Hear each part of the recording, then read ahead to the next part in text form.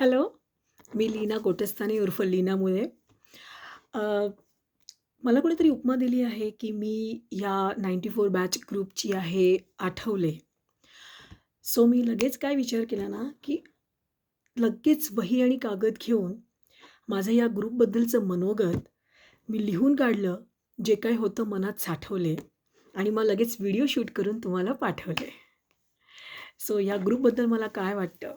गेल्या कित्येक दिवसापासून आपण मस्त गप्पा मारतोय, गॉसिप करतोय, बऱ्याच गोष्टी डिस्कस करतोय. तर मला काय वाटतं इथल्या ह्या ग्रुपबद्दल, आपल्या सगळ्यांबद्दल, ते एक थोडक्यात मांडण्याचा प्रयत्न केला आहे.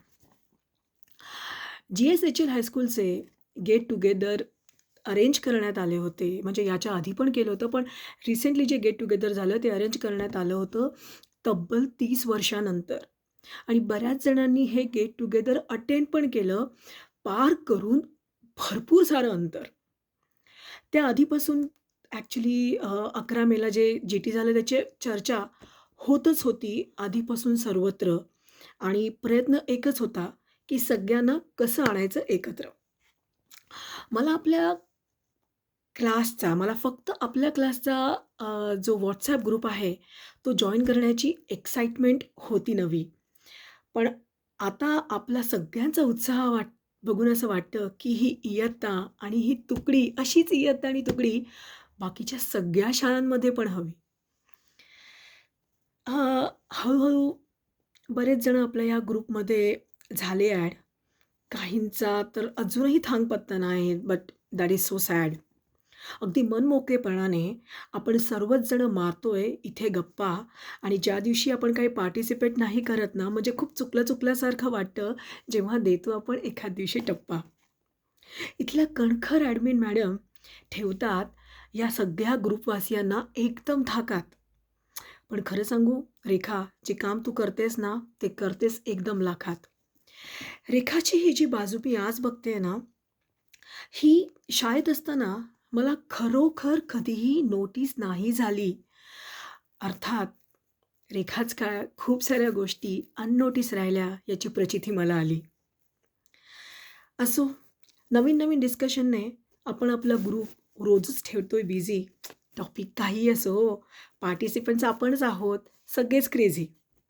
Thanks to different geographical location 24 तास इथे कावळ्या चिमणीची भरते ही school. Isn't it so cool? हां, ए-बी, मिस्टर ए-बी यांच्या आगमनाची सगळेजण अगदी आवर्जून बघत असतात वाट.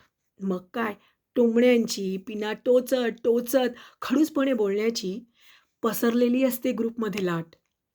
एडी पण काही कमी नाहीये. येतो शोधून अगदी योग्य वेळ. मग काय कविता असो, शेरोशायरी असो किंवा शाब्दिक मारांचा ना ग्रुपमध्ये सुरू होतो खेळ. डी-के आपला दिनेश तो देतच असतो अधूनमधून अध्यात्माचे धडे आणि नरेंद्र काही बोलला तर त्याची खिल्ली उडतेच गडे. त्याच्या मराठी स्पेलिंग करेक्शन करण्यामध्ये ना कार्यरत असतो सतत आमचा ब्रेन आणि आता तर प्रत्येक कविता असो किंवा शेरोशायरी असो त्याच्या ॲनालिसिसमध्ये ना आम्ही सगळे झालो अगदी ट्रेन. स्नेहल, सोनल, अनघा यांचा कॉन्स्टंटली असतो सहभाग. काहींचा घर आणि कामामध्येच चालू असतो भाग मिल्खा भाग. त्यातूनही काही मंडळी मात्र सोडत नाही चान्स. काहीतरी लिहूनच जातात whenever they get a glance. कधीतरी येतात बरं का विद्या, वंदना, भावना, मनीषा, अश्विनी आणि आपली मधुरा फडके. तर कधीतरी चुकून एखादा इमोजी पण दिसतो बाय सतीश तिडके.